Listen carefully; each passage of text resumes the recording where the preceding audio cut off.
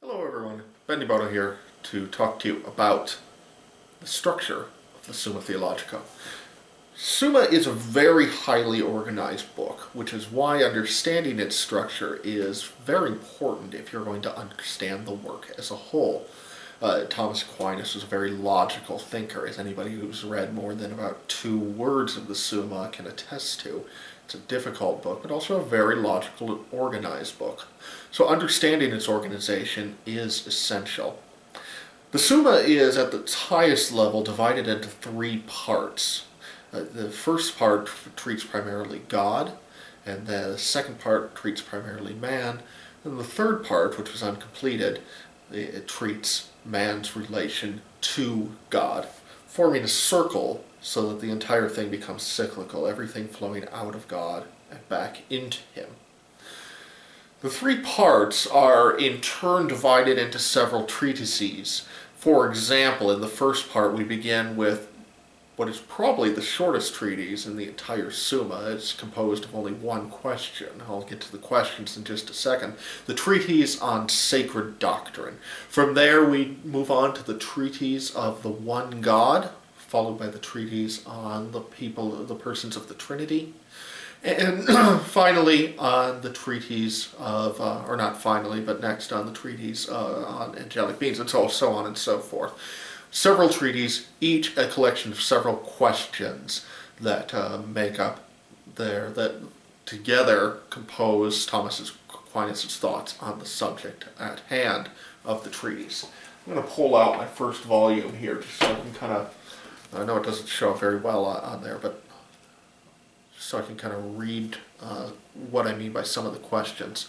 So then within those 38 treatises, then there are 631 questions, and each question composes a different aspect of the treatise. So in the first treatise, the nature of sacred doctrine, well, the question is simply, what is the nature and extent of sacred doctrine?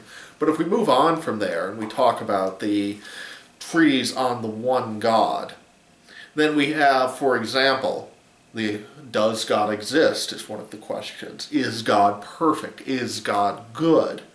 What does it mean to call God God? What does it mean when we say God is eternal? So altogether then, when we answer all those questions, are going to come together and give us a view of St. Thomas's view on God as one. Okay? So then we move on down a level from there, and within each question is a series of articles, sometimes only a couple, sometimes quite a few. For example, to again use the treatise on sacred doctrine, we have 10 different articles in that one, one of the longer questions in the Summa, at least in terms of number of articles.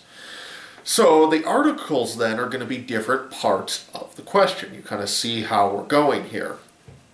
So the first article, the first question, why is anything besides philosophy required? In other words, why do we need sacred doctrine if we have just natural reasoning? What purpose does this serve?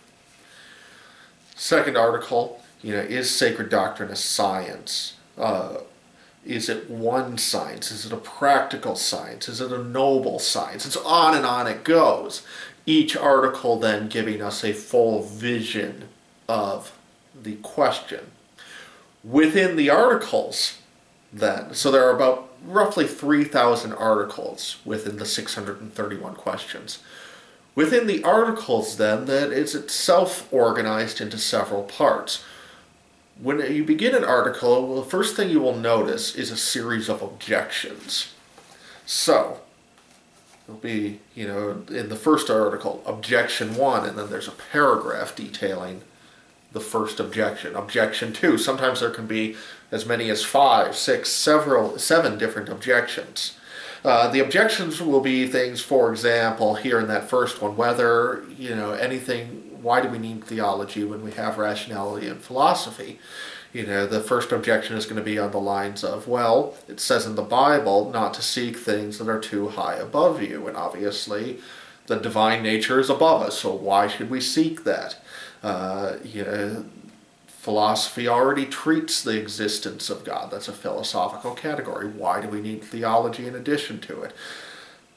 So Thomas Aquinas is going to go on from the objections, and he'll open with a brief statement that usually begins, "On the contrary." And here he'll more often than not include either a quote from Scripture or a quote from one of the doctors of the church, such as Augustine. Sometimes he will offer his own thoughts, sometimes he'll quote a more philosophical source, but usually it will be Scripture or a doctor of the church. That's usually very brief, so single paragraph, and it can even be shorter than that. On the contrary. He then moves into his own article, which begins with, "I answer that," and he'll then lay out his case. Now, so for example, we have the objection that it doesn't seem like anything's required beyond philosophy. Theology is superfluous. Well, his "on the contrary" is from 2 Timothy 3:16. "All Scripture is inspired by God, is profitable to teach, to reprove, to correct, to instruct in justice." He then, in his "I answer that," fleshes that out and makes a logical argument for why theology is needed in addition to philosophy.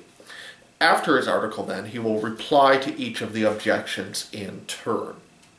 So, we have reply to objection 1, which is going to meet up with objection 1. Reply to objection 2, that's going to meet up with objection 2, and on it goes. If you're struggling to read the Summa, a couple different ways that can be helpful to tackle this within that structure. Sometimes it's helpful to read the main body of his article first, and then go back and read objection 1, then read the reply to objection 1, then read objection 2, then read reply to objection 2. What can sometimes happen is you read objection 1, then you make your way through the entire article, and by the time you get down here to the answer to objection 1, you've completely forgotten what the objection was in the first place. Another method that can work is to kind of skim the objections, get an idea of what's at stake here, then go back, then go on, read through the article, then go back and reread the objection, reread the answer. Play around with the reading style that works for you with the Summa. The other thing that's important to realize is that the questions of the Summa, for the most part, are going to build on one another, okay? So, this first article, or even the articles within the questions, are going to build on one another, I should have said. This first article, the objection is, it doesn't seem like anything other than natural reason is required.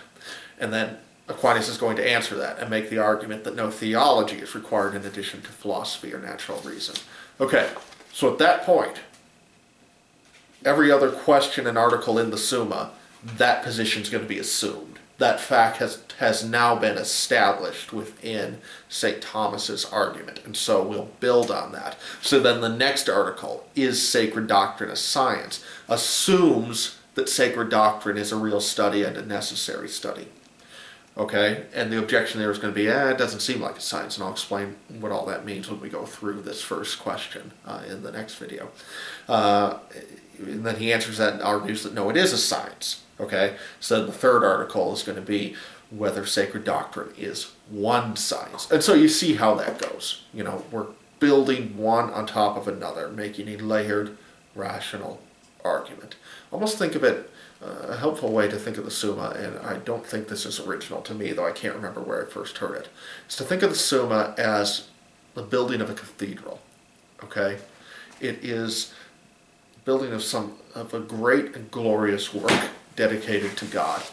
And in reading the Summa, you are examining brick by brick by brick that which comes together to form the whole cathedral. All the parts interdependent upon one another, built on one another, in order to give us this glorious work dedicated to God, which is what a cathedral is, and which is what the Summa Theologica is.